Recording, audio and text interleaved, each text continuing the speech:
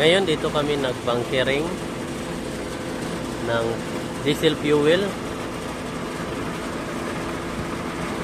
Nasa 10 tons.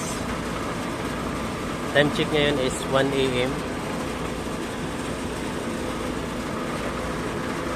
At dito, pabitching na rin yung Runway 8. Yan, katabi namin. Kasama ko si Kim. Yan.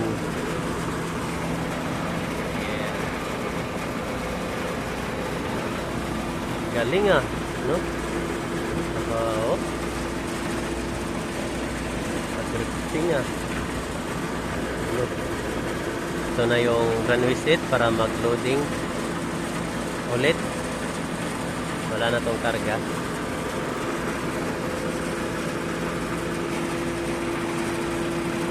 Habang kami is naghihintay matapos yung bunkering. Yan na, katabi na namin.